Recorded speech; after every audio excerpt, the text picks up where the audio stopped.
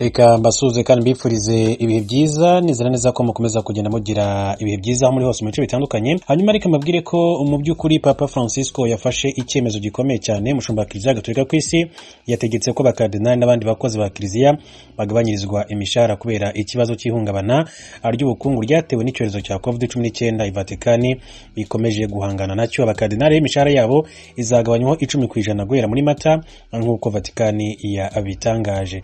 Naho hano mu Rwanda kubwire ko masaha 28 yashize abantu babiri bishwe na coronavirus mu Rwanda, abayanduye biyongereho abagera ku 131 mu gihe abakize ari 131. Itangazo rya Minisiteri y'Ubuzima niyo yerekanye ko kuri uyu umunsi abishwe na coronavirus ari abagore babiri barimo uwo mu karere ka Nyamagabe ndetse w'imyaka 80 no mu mujyi wa Kigali ufite imyaka 51.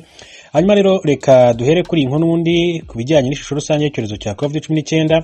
Uretse mu by'ukuri abantu babiri bishwe n'iki cyorezo cya COVID-19, abantu bagera ku 131 basanganywe coronavirus, bituma rero umubare wamaze kwandura mu Rwanda uba 21,106 mu bipimo bingana na 1,198,629 birimo 3,456 byafashwe ku munsi w'ejo.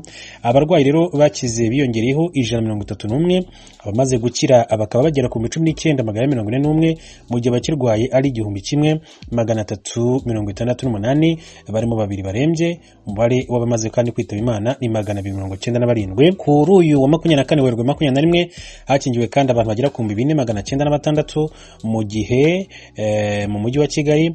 U Rwanda kandi rukaba rumaze gukingira abaturage bangana n'348,629 kuva ku itariki ya 5 Werurwe urukingo rwa coronavirus rutangiye gucangwa mu gihugu cy'u Rwanda. Bihanganisha rero imiryango y'abagore babiri w'imyaka 80 w'inyamagabe ndetse n'imyaka 51 w'i Kigali bitabye Imana bazize iki cyorezo cya COVID-19. Hanyuma rero reka mbabwire ko umushumba wa Kiliziya Gatolika ku isi Papa Francisco yategetse ko abakardinali n'abandi bakozi ba Kiliziya Gatolika bagabanyirizwa imishahara kubera ikibazo cy'ihungabana ry'ubukungu ryatewe na COVID-19 Vatikani ihanganye nacyo.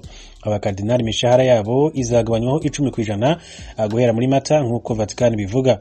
Mu busanzwe bivuga ko abakardinali bahabwa arenga amayero 5,000, ukuvuga miliyoni zigera kuri 5 ndetse n'700 by'amafaranga y'u Rwanda ku kwezi, kandi kenshi bakaba mu macumbi bafashwa kwishyura. Uyu mwaka rero Kiliziya irateganya kuzahura miliyoni 50 z'amayero bijyanye n'uko rero ibyo yinjizaga byazahajwe cyane n'ifungwa ry'inzu ndangamurage n'ibindi bikurura abakerarugendo kubera COVID-19. Mu ibaruwa yanditse mu Gitaliyani yo ku wa 3 Vatikani yamenyesheje itegeko rigabanya imishahara guhera ku itariki ya mbere z'ukwezi kwa 4 uyu mwaka wa 2021.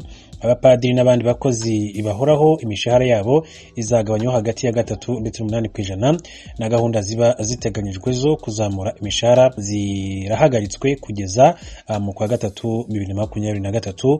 Iyo baruwa ivuga ko uyu munsi guteganya ubukungu bw'ahazaza mu byemezo bisaba harimo rero gufata imyanzuro ireba imishahara y'abakozi. Ibaruwa ikabisobanura kandi ko ibyo bitewe n'icyorezo cya COVID-19 cyagize ingaruka ku hakomoka imari ya Holisi na leta ya Vatikani. Holisi rero ni urwego rw'ubutegetsi bwa Kiliziya Gatolika i Roma. Ibaruwa kandi ivuga ko iryo gabanya riri gukorwa mu ntego yo kurengera imirimo ihari. Abanyamakuru i Vatikani bavuga ko iyo ari imirimo y'abakozi rero badahoraho Papa ari kugerageza kurengera. Abakardinali benshi cyane bakorera i Vatikani baba i Roma muri za appartements zihendutse bakaba bafashwa kandi kwishyura. Abapadiri ndetse babikira benshi cyane bakora i Vatikani bo baba mu nzu z'imiryango ya Kiliziya, bikabarinda rero ikindi kiguzi. Ku rundi ruhande rero abakozi badahoraho ba Vatikani ndetse n'abapolisi bakora isuku n'abandi baba i Roma bakagorwa n'ubuzima buhenze bwaho. Ibiro ntamakuru by'Abongereza Reuters bisubiramo umuvugizi wa Vatican havuga ko benshi rero muri bene abo bakozi batazagerwaho n'irigabanuka. Abantu ahantu rero hagendwa cyane n'abakerarugendo kuri Bazilika Mutagatifu Petero no ku nzu ndangamurage ya Vatican harafunzwe cyangwa se harafungurwa igice mu gihe kinini umwaka ushize rero kubera icyorezo cya COVID-19. Vatican yarizeye kongera gufungura inzu ndangamurage muri uku kwezi, ariko amategeko mashya yaguma mu rugo asobanuye ko bakomeza kuzifunga.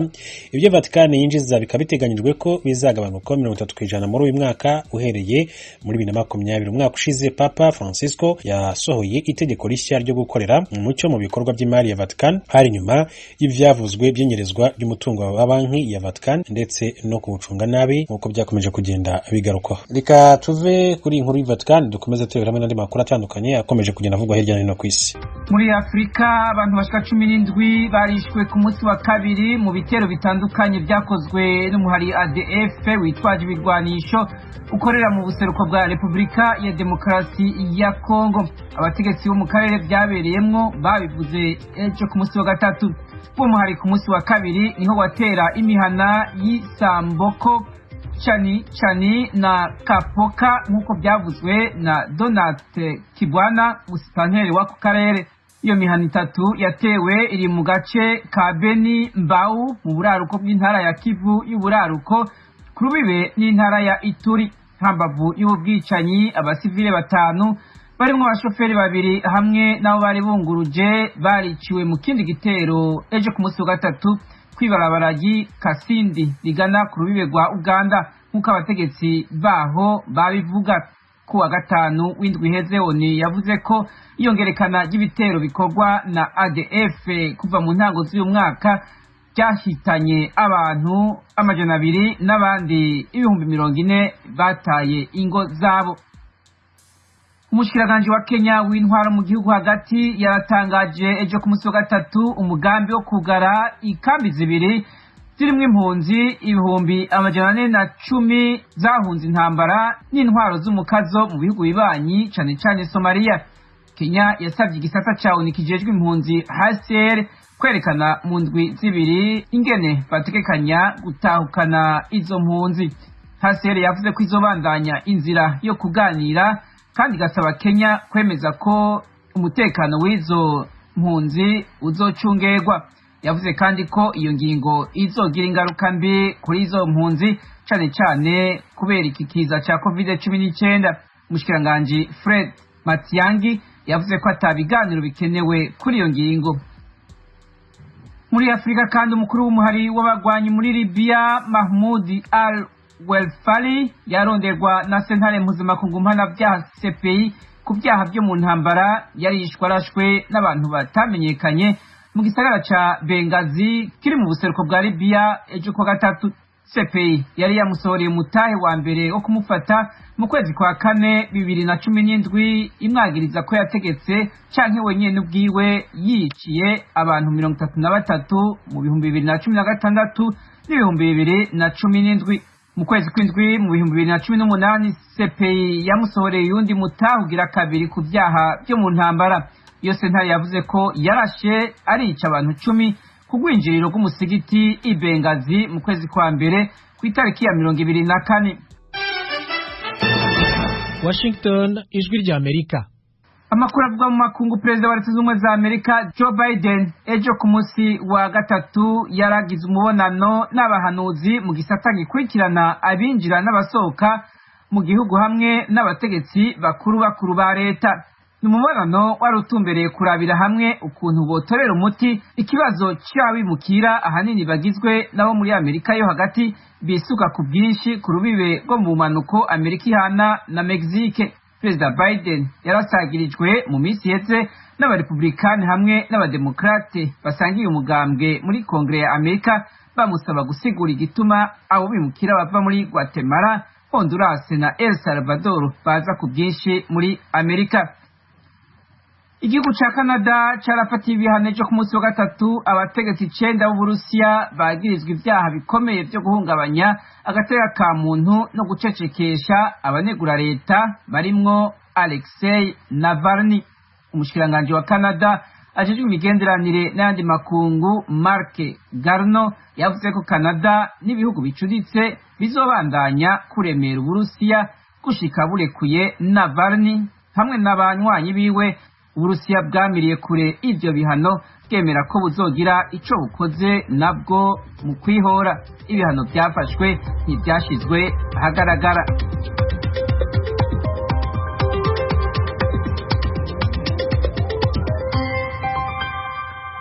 Aloyize Bigirimana urakoze kutugezaho aya makuru.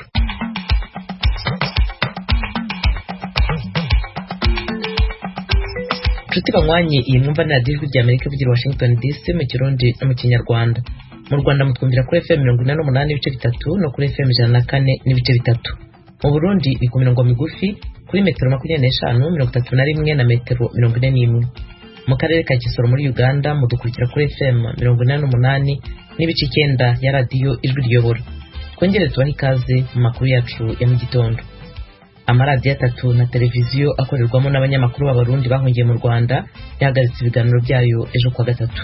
Twebwe nk'abaserukira ibyo bimenyeshamakuru biriko bihamwa na leta y'u Burundi twafata ingingo yo kuba turabangiriye ingingo ikavuye kuri twebwe, ariko kandi nibaza ko yari ngombwa yuko twebwe uno munsi tuyifata. Uyu ni Bob Rugurika uyobora radiyo y'abanyagihugu FPA yarizwi nka Humura, imwe mu zafunzwe. Mu Burundi ubutegetsi bwishimiye ifungwa ry'ibyo bitangazamakuru. Ko hageze aho hafatwa ingingo nziza y'uko byugana, murumva neza yuko ari intambwe ikomeye ugutsimbataza ubucuti buri hagati y'u Burundi n'u Rwanda, kukaba nkako turabavandimwe. Ubu ni Willy Nyamitwe, umujyanama mu biro by'umukuru w'igihugu cy'u Burundi. Perezida w'igihugu cy'u Burundi Evariste Ndayishimiye yarayabonanye na mugenzi we wa Misiri Abdel Fattah al-Sisi ku murwa mukuru Cairo. Ndayishimiye yajyanye n'abaminisitiri 4 n'abanyemari hafi 10. Mu Rwanda mu rukiko rukuru urugereko rwihariye ruburanisha ibyaha by'iterabwoba n'ibyambukiranya imipaka rwaraye rufashe umwanzuro wo gukomeza kuburanisha Paul Rusesabagina nubwo yanze kwitabira iburanisha ry'ejo kwa gatatu. Izi nkuru hamwe n'izindi twabateguriye ni mu kanya ku buryo burambuye, nimujye kure. Turahera mu karere k'ibiyaga bigari bya Afurika. Amaradiyo 3 akorerwamo n'abanyamakuru b'Abarundi bahungiye mu Rwanda yahagaritse ibiganiro byayo kuri wa gatatu. Radiyo Inzamba, radiyo y'abanyagihugu FPA ariyo Humura, radiyo na televiziyo Renaissance zakoreraga mu Rwanda kuva mu 2015. Mugenzi wacu Diane Nahazwe yavuganye na Bob Rugurika, umuyobozi wa radiyo y'abanyagihugu FPA, amubaza impamvu y'iryo hagarikwa. Haraheze igihe leta y'u Burundi icakubiki n'amabuye isaba amakungu itotezwa ry'abamenyeshamakuru mu gutanga ibitahe mpuzamakungu, ahandi igasaba yuko abamenyeshamakuru bariko bakorera mu mahanga bahagarika akazi kavyo. Uno munsi rero twebwe nk'abaserukira ibyo bimenyeshamakuru biriko bihamwa na leta y'u Burundi twafata ingingo yo kuba turabangiriye mu mwanya tuzoba turiko turiga kuraba ko hazoboneka ubundi buryo. Ivyo rero n'ingingo ikavuye kuri twebwe, ariko kandi nibaza ko yari ngombwa yuko twebwe uno munsi tuyifata ku nyungu z'ibibazo biriya kumbure uno munsi umuntu adashobora gushira hejuru. Muvuga ko ari ingingo itavuye kuri mwebwe mbwa byari ngombwa ko ifatwa yavuye kuri indi. Nakubwiye yuko abamenyeshamakuru b'ibyo bimenyeshamakuru benshi bakorera mu bihugu bitandukanye byo hanze, kubera ko iyo leta ibahama igenda ibakurikirana iyo bari, kandi nayo ugasanga hari igihe ifite ibyo isabwa. Twe rero twabonye ko twofata icyo bita indecision stage, ingingo itaba ivuye ku gushaka kwacu, ariko tuba tubona yuko yofatwa mu kuba turaraba n'ibintu bija canke inyungu z'abana bariya. Hari abavuga yuko ino ngingo ije ikurikira ico Uburundi coba carasavye u Rwanda yuko kugira imigenderanire yoroherane bashobore kuja mu biganiro bitandukanye n'ibindi, hoba harimwo ko basavye u Rwanda ko rutegerezwa guhagarika amaradiyo yose y'Abarundi nta sano bifitaniye nayo, sivyo u Rwanda rwoba ruriko rurubahiriza. Dore munsi sinojaho ngo mvugire leta y'u Burundi canke ngo mvugire leta y'u Rwanda ibiganiro bariko baragirana, ariko ico nokubwira nuko leta y'u Burundi ntaho ikavuga yuko irazwe ishinga n'igikorwa c'abamenyeshamakuru batotejwe bagahungira hanze hanyuma bakabona kwiyungunganya bakabandanya bakora. Jewe nibutse ingene ubutegetsi bwa CNDD-FDD bwaturiye ibimenyeshamakuru byacu bukangaza abamenyeshamakuru barenga 100, ariko mu bukabandanya. Sinibaza ko muri bino bihe abantu ku isi bashobora kubura aho baza barakita ibyuma cyangwa amakuru yabo. RPA ariyo Humura, Inzamba na Radio Television Renaissance vyugaye ku bushaka kwabo muri make canke vyugawe bivuye ku vy'u Rwanda bwabasavye. Namaze kukubwira yuko twebwe twafata ingingo y'ukugara ariko bitavuye ku gushaka kwabo. Ayo maradiyo yose mpejeje kudondagura akoreramwo abamenyesha amakuru ngira ngo baharugwa muri za 80 canke barenga ngaho, ikigiye gukurikira n'icahe. Tuzovugana n'abatandukanye vyega, haba abamenyesha amakuru nyene bari mu mahanga, haba amashyirahamwe mpuzamakungu asanzwe afata mu bijanye n'ubwigenge bw'umwuga wo kumenyesha amakuru cyangwa hagati y'akazina muntu, eka mbere haba n'amaleta atandukanye. Nibaza ko ikibazo cy'ibimenyesha amakuru mu Burundi ni ikibazo uno munsi kimaze kurengera imbibe z'Uburundi, ni ikibazo nkoramutima aho